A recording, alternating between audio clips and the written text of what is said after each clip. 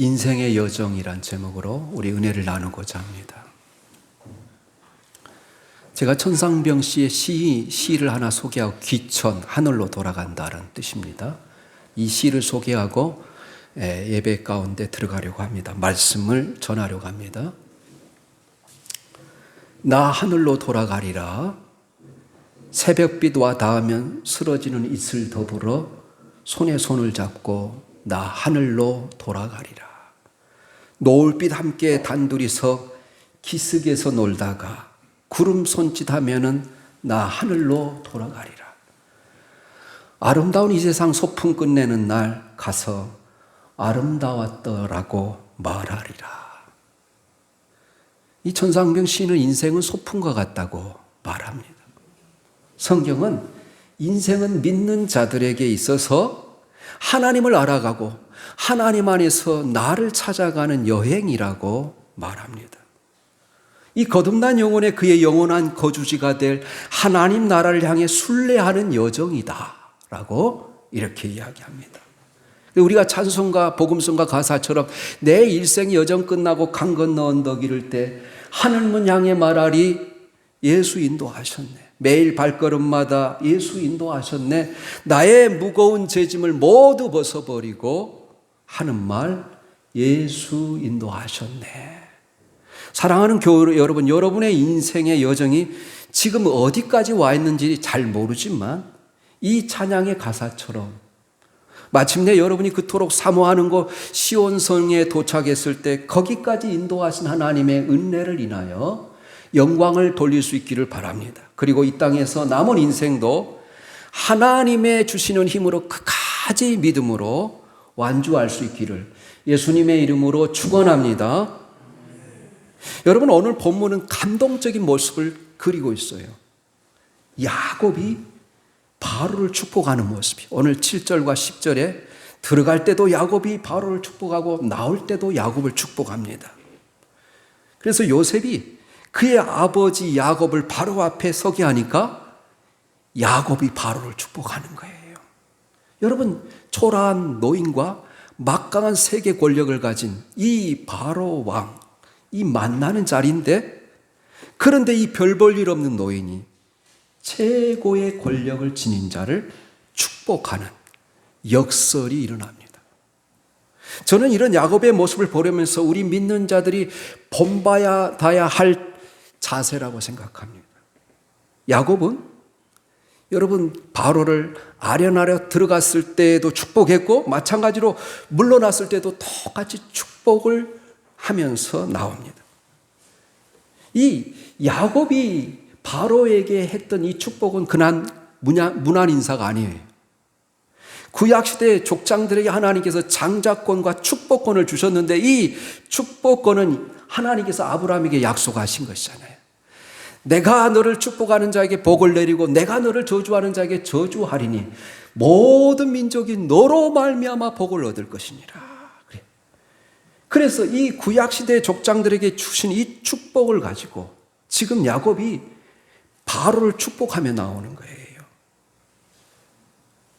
그래서 그동안 이 바로 왕이 그들에게 베푸신 이 은혜와 호의를 감사하는 마음으로, 그러면서 개인적으로 이 바로의 안녕과 평안을 축복하고 나오는 것입니다. 여러분, 우리 역시 평범한 사람들이지만 이 세상을 축복할 축복권이 있는 사람이라는 거예요. 왜요? 우리는 성령으로 인해서 우리가 하나님을 아빠, 아버지로 부를 수 있는 특권을 가졌을 뿐만 아니라 성령이 친히 우리 영과 더불어 우리가 하나님의 자녀인 것을 증거한다. 하나님이 우리의 상속자로 우리를 불러주셨음을 성경은 이렇게 이야기합니다. 자녀이면 또한 상속자, 곧 하나님의 상속자요 그리스도와 함께 하는 상속자라, 그렇게 말해요. 이 로마서 8장 15절에서 17절 말씀이에요. 하나님이 우리를 상속자로 보배로운 자녀로 축복을 전하는 축복권을 주셨다는 거예요. 그래서 여러분들은 자녀들을 축복할 수 있어요. 그리고 이웃을 축복할 수 있어요. 직장에서도 이곳에 복이 있을지어다 이렇게 축복할 수 있어요. 그래서 우리 주님이 제자들을 파송하면서 들리는 집마다 뭐라고 이야기하라고 그래? 이 집에 평안이 있을지어다. 우리 민족에도 복이 있을지어다. 이렇게 그리스도인들은 복을 여러분 전하고 유통하는 사람들로 하나님께서 우리를 부르셨기 때문에 그 축복을 빌 때 그대로 축복이 임할 줄을 믿고, 여러분 우리 믿는 사람들은 어떤 일들을 해야 되냐면 앞으로 일어날 것들을 긍정적으로 바라보고 긍정적으로 선포하고 적극적으로 선포하면 하나님이 그 말에 책임을 져 주실 줄 믿습니다. 또 하나 감동적인 모습이 있는데 바로가 묻습니다. 내 연세가 얼마냐? 그렇게 묻습니다. 이 바로왕의 질문에 지나온 삶을 돌아보면서 야곱이 이렇게 대답하지 않습니까? 9절이에요. 야곱이 바로에게 아뢰되 내 나그네 길의 세월이 130년이다. 내 나이가 얼마 못되니 우리 조상의 나그네 길의 연조에 미치지 못하나 험악한 세월을 보내었나이다. 그렇게 말해요. 야곱이 자신의 생애를 세 가지로 정리합니다. 내 인생은 나그네 길이었습니다. 또 둘째, 내가 130년을 살았지만 우리 조상들의 그 연조에는 미치지 못합니다. 셋째, 나는 힘들고 험악한 세월을 보냈습니다. 이렇게 대답해요. 야곱은 그의 생애를 돌이켜보면서 자기가 비록 조상들보다는 적게 살았지만 험악한 세월을 살았습니다. 여러분, 형 에서의 갈등으로 인해서 그는 도망자의 신세로 살았어요. 그토록 사랑하는 아내 라헬을 위해서 20년 넘게 힘들게 일했어요. 또 여러분, 그 사랑하는 아내 라헬을 일찍 잃고 맙니다. 또 요셉과 생이별을 하고 이 일련의 사건들을 돌이켜볼 때 이러한 야곱의 말은 결코 과장이 아니었어요. 이제 그는 머리가 휘어졌고 죽을 때가 가까웠습니다. 그의 할아버지 아브라함은 185세를 살았어요. 그의 아버지 이삭은 175세를 살았어요. 야곱은 지금 몇 살이라고요? 130살인데 147세까지 살고 죽습니다. 그는 이 조상들에 비해 많이 살지는 않았지만 험악한 세월을 보냈습니다. 이렇게 대답해요. 여러분, 이 족장들의 시대에 이렇게 살다가 이제 모세는 가장 많이 산 사람 중에 한 사람 120살까지 살잖아요. 점점 수명이 줄어들어요. 그러나 이제는 비옥한 땅을 허락받아서 가족들과 함께 꿈에도 잊지 못했던 요셉과 함께 행복하게 살게 된 것입니다. 저는 주의 종으로 여러분의 인생의 황혼 때에 더욱 행복해지기를 기원합니다. 지금까지 많은 고생을 했던 인생이었다면 평안한 인생이 이어지기를 예수님의 이름으로 축원합니다. 오늘 12절에 보면 그의 사랑하는 아들 요셉이 그의 아버지와 그의 형들이 쓸 것을 봉양했다 그래요. 이 야곱처럼 여러분의 노년에도 자녀들이 잘 되어서 부족함이 없이 여러분의 쓸 것을 채워주시기를 예수님의 이름으로 축복합니다. 여러분, 이스라엘의 지도자 모세는 인생이 화살처럼 날아가 버렸다 그렇게 이야기해요. 또 시편의 기자는 이 배틀의 북처럼 지나가 버렸다 그렇게 이야기해요. 여러분, 우리 인생을 어떻게 정리하고 싶습니까? 젊은 시절에는 어른들이 우리에게 인생은 일장춘몽이라 말하는 것이 우리에게 잘 와닿지 않았습니다. 그런데 나이가 점점 들어보니 일장춘몽을 느끼실 것입니다. 이미 돌아간 우리 부모님이나 친구들의 부모님들의 그 모습과 우리가 거울 앞에 내 모습을 비추어 보면 여러분, 그 어머니, 그 아버지의 그 노인의 때와 똑같아지고 있는 모습을 발견합니다. 어느 날 거울 앞에 섰더니 내 얼굴에 주름이 잡혀 있고 몸의 기운이 점점 사라져감을 느낄 때 우울해지지 않습니까? 이 세월의 덧없음 앞에 그 우울함과 슬픔을 달래기 위해서 어렸을 때 같은 시간과 같은 공간에서 뛰놀았던 추억을 가지고 있는 친구들이 동창회를 가지니 참여하라는 문자를 제가 지난주에 2번이나 받았어요. 하나는 초등학교 동창들에게, 하나는 고등학교 동창들에게. 여러분, 고등학교 동창들의 유명한 정치인들이 많이 있어서 그 정치인들의 이름을 내걸고 이번에 광주 어디에서 만나자 이렇게 이야기하는 거예요. 사랑하는 교회 여러분, 나그네 같은 인생을 어떻게 지내왔습니까? 그리고 남은 인생의 여정을 행복하려면 어떻게 해야 할까요? 첫 번째로 우리의 인생의 짐이 가벼워야 되는 거예요. 여행을 가면서 모든 것을 들고 갈 수 없지 않습니까? 잠깐 머물다가 돌아올 것이 있기 때문에 그렇습니다. 인생도 마찬가지입니다. 어쩌면 우리 인생의 문에 여행 중이라고 써야 할지도 모릅니다. 지금 이 세상에 살고 있지만 이곳에서 영원히 살 수 있는 사람은 우리 중에 아무도 없어요. 그래서 베드로 사도는 사랑하는 자들아, 거류민과 나그네와 같은 너희를 권하노니 이렇게 말해요. 우리가 이 세상에 잠시 머물다 가는 나그네라는 거예요. 저와 여러분이 지고 있는 인생의 짐은 어떤 것이 있습니까? 아버지로서 짐, 어머니로서 짐, 남편으로서 아내로서의 짐이 있습니다. 직장에서 맡은 그 자리에 대한 짐이 있습니다. 어떤 사람은 무거운 빚을 지고 살아가는 사람도 있고 어떤 사람은 몸이 좋지 않아서 건강에 대한 염려의 짐을 지고 있습니다. 그뿐만이 아닙니다. 정신적이고 영적인 짐도 있습니다. 분노의 짐, 걱정과 근심의 짐이 있어요. 또 삶의 가치에 대한 짐이 있어요. 내가 품은 비전을 위해서 수고하고 매일매일 땀 흘려야 하는 또 짐이 있어요.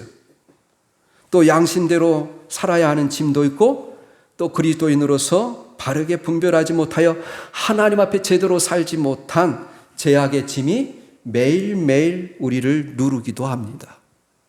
우리를 지으신 하나님은 우리를 수고하고 무거운 짐을 지고 가는 자임을 잘 아셨어요. 하나님은 우리를 사랑하셨어요. 그래서 그 아들을 보내셨습니다. 하나님은 우리의 예수님을 보내주셨는데 예수님이 우리를 이렇게 초청합니다. 수고하고 무거운 짐진 자들아, 다 내게로 오라. 내가 너를 쉬게 하리라. 그래요. 여러분, 우리 개인에게 묻는 것입니다. 수고하고 무거운 짐을 지고 있는 홍이가, 무거운 짐을 지고 가는 홍이가 내게로 오라. 내가 너를 쉬게 하리라. 여러분의 모든 무거운 짐을 지고 참된 쉼과 안식과 구원을 얻으시기를 예수님의 이름으로 권면합니다. 예수님이 우리에게 평안과 쉼을 주실 수 있는 것은 예수님은 내 인생의 무거운 짐을 아시기 때문이에요. 그리고 나보다 더 큰 짐을 이미 지셨기 때문이에요. 예수님은 나보다 인생의 아픔을 더 많이 경험한 분입니다. 예수님은 나보다 더 애로우셨어요. 예수님은 나보다 더 절망하신 분입니다.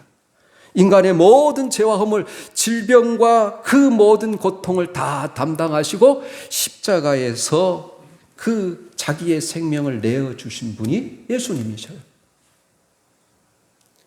그래서 제가 준비 찬송으로 337장을 부른 이유가 여기 있어요. 내 모든 시험 무거운 짐을 주 예수 앞에 아뢰이면 근심에 쌓인 날 돌아보사 내 근심 모두 맡으시네. 무거운 짐을 나 홀로 지고 견디다 못해 쓰러질 때 불쌍히 여겨 구원해 주리 은혜의 주님 오직 예수. 이 작시자이고 작곡가이신 엘리사 호프만 목사가 펜실바니아에서 목회를 할 때 큰 슬픔과 고통으로 괴로워하는 한 여인이 있었습니다. 어느 날 그녀의 집을 신방한 호프만 목사는 그녀가 크게 낙심해 있는 것을 보았습니다.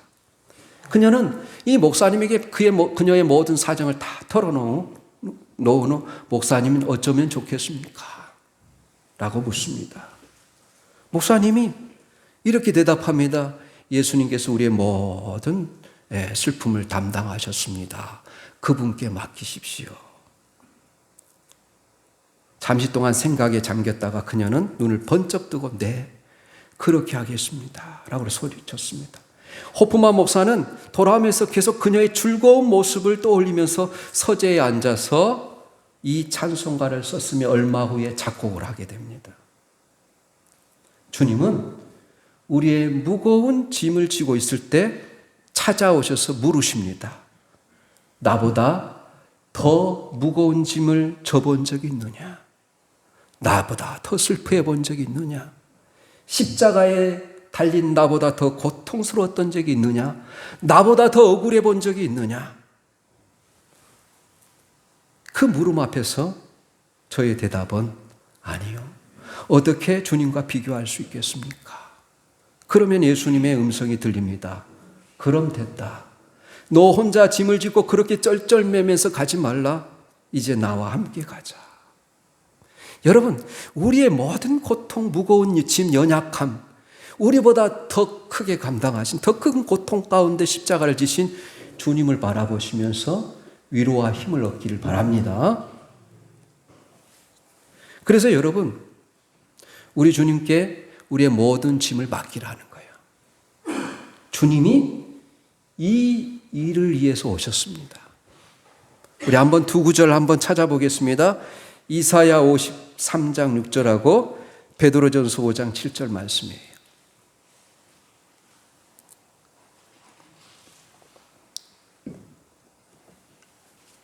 우리 이사야 53장 6절 먼저 읽겠습니다. 시작. 우리는 다 양 같아서 그릇 행하여 각기 제 길로 갔거늘 여호와께서는 우리 모두의 죄악을 그에게 담당시키셨도다.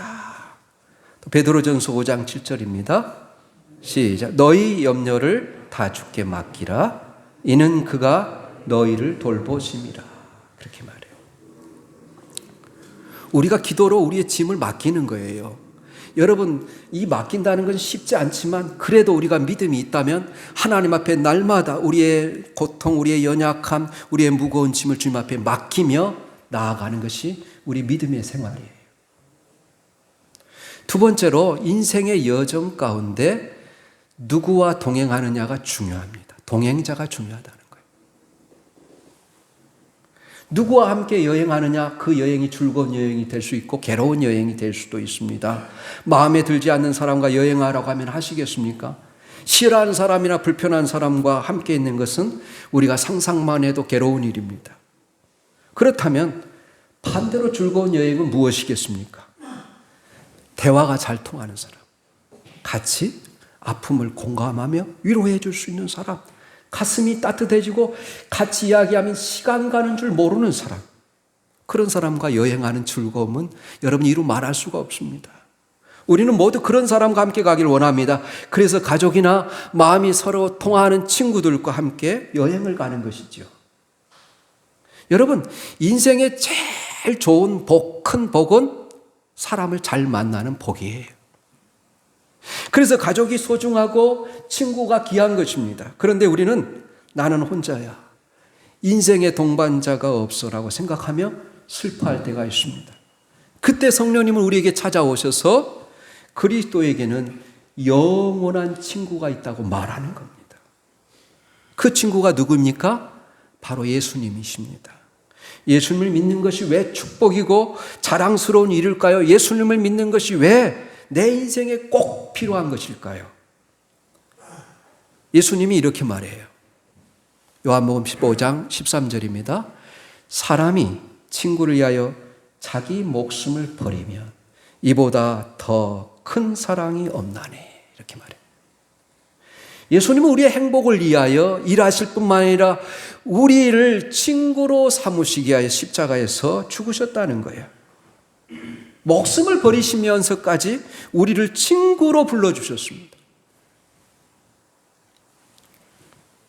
이것은 예수님이 우리의 친구가 되어서 우리의 삶이 끝날 때까지 우리와 함께 하신다는 뜻이에요. 그래서 우리가 마태복음 28장 20절이 마지막 절인데 뭐라고 그래요? 주님이 승천하시면서 볼지어다 내가 세상 끝날까지 너희와 항상 함께 있으리라. 슬플 때도 괴로울 때도 여러분 기쁠 때도 즐거울 때도 항상 주님이 여러분과 함께 계심을 믿으시기 바랍니다. 이것을 믿지 못하는 것이 하나님을 시험하는 거예요. 여러분 광야에서 하나님이 날마다 그들에게 구름 기둥과 불 기둥으로 함께 하시는 증거를 보여주는데 이스라엘 백성들은 끊임없이 하나님이 우리 가운데 계시는지 안 계시는지를 시험해요. 그의 시험이에요. 하나님은 우리에게 모든 순간 항상 함께 계십니다. 믿습니까? 그래서 예수님의 이름이 뭐예요? 임마누엘이에요. 하나님의 이름이 세 가지가 있지 않습니까? 바로 과거에서 우리와 여기까지 인도하신 하나님 에베네셀의 하나님, 지금 현재 나와 함께 하신 하나님 임마누엘 하나님, 미래 우리의 모든 쓸 것을 채우시고 우리 앞서서 길을 인도하신 하나님 여호와일의 하나님.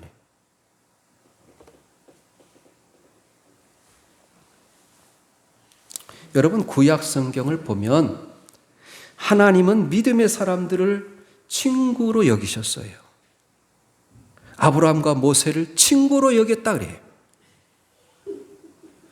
이스라엘 백성들을 친구처럼 찾아오셔서 그들보다 그들 앞서서 가시면서 그들을 인도하십니다. 하나님께서 이스라엘 백성들 밤에는 불기둥으로 낮에는 구름기둥으로 인도하시는 것도 하나님께서 우리와 날마다 동행한다는 것을 상징적으로 보여주는 거예요. 그런데 우리 믿는 사람들이 참으로 믿지 못하는 것이 하나님이 나와 함께 계시는 것을 인식하지 못하고 살아가요. 인생의 여정을 여러분 누구와 함께 하시겠습니까? 사랑하는 부모님도 언젠가는 내 곁에 떠나게 됩니다.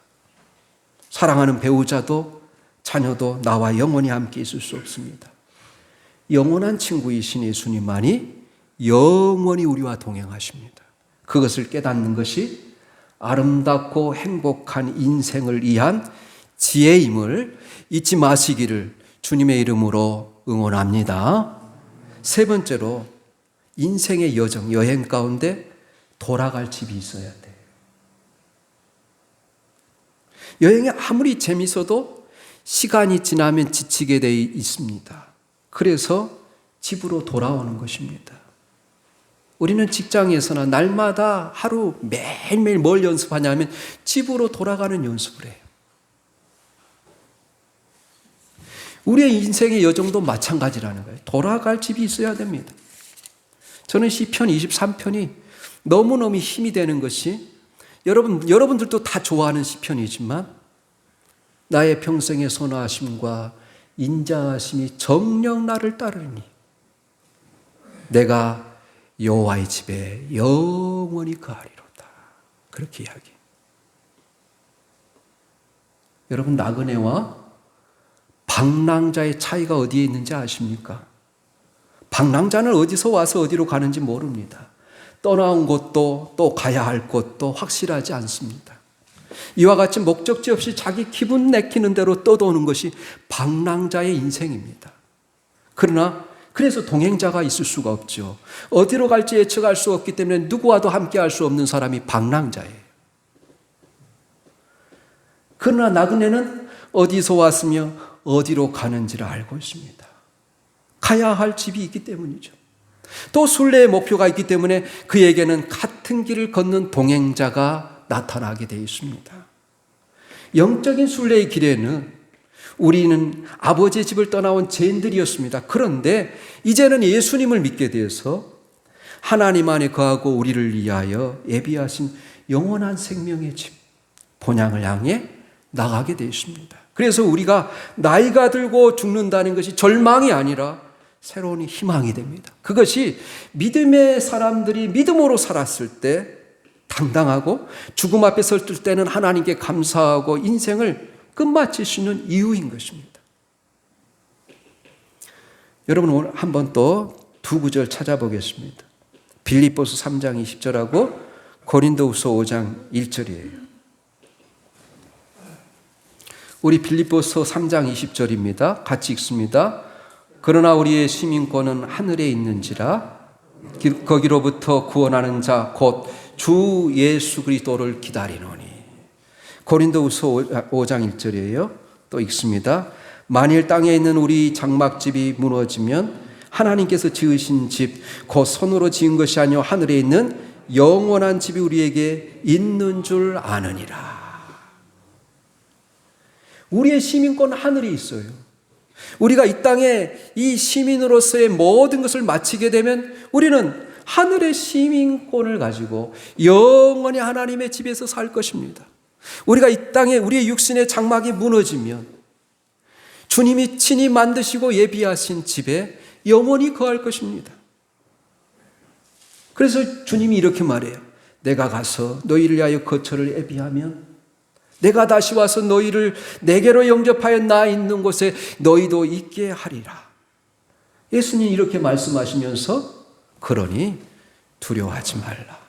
근심하지 말라. 하나님을 믿으니 또 나를 믿으라. 그렇게 말해요. 제가 아까 시로 시작해서 시로 끝마치려고 해요. 여러분, 나태주 시인의 풀꽃이라는 시를 소개하고 말씀을 마무리하려고 합니다. 아주 간단한 시예요. 자세히 보아야 예쁘다. 오래 보아야 사랑스럽다. 너도 그렇다. 라는 시예요. 매우 짧은 시지만 깊은 울림이 있습니다. 어느 날 시인은 늘 걸어다니는 골목 구석을 바라보았어요.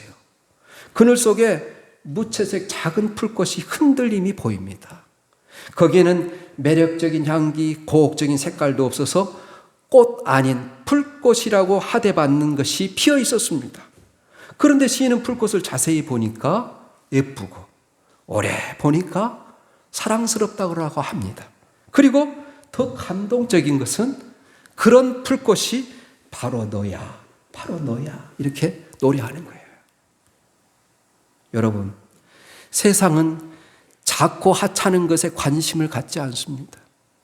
사람들은 나의 무기력함과 연약함을 보고 눈과 마음을 주지 않습니다. 그러나 주님은 우리의 연약함을 아시고 가까이 오셔서 자세히 오래 참고 우리를 보시는 분이에요. 그리고 이렇게 말씀하십니다. 괜찮아. 넌 참 예쁘고 사랑스럽구나. 힘내거라. 너를 향한 하나님의 선한 꿈이 있단다. 이렇게 말씀하세요. 사랑하는 여러분, 짧은 여행도 짐이 가볍고 좋은 친구가 있고 돌아올 집이 있어야 즐거운 여행입니다. 우리의 인생 여정도 마찬가지라는 거예요. 무거운 짐을 지고 있습니까? 예수님께 맡기십시오. 친구가 없어서 괴롭습니까? 예수님이 여러분의 친구가 되심을 기억하십시오. 마지막이 두렵고 불안합니까? 믿음의 사람들에게 예비된 하늘나라가 있음을 기억하십시오. 더 나아가 남은 인생이 여정도 주님이 주시는 힘으로 끝까지 믿음으로 완주할 수 있기를 예수님의 이름으로 축원합니다. 아멘.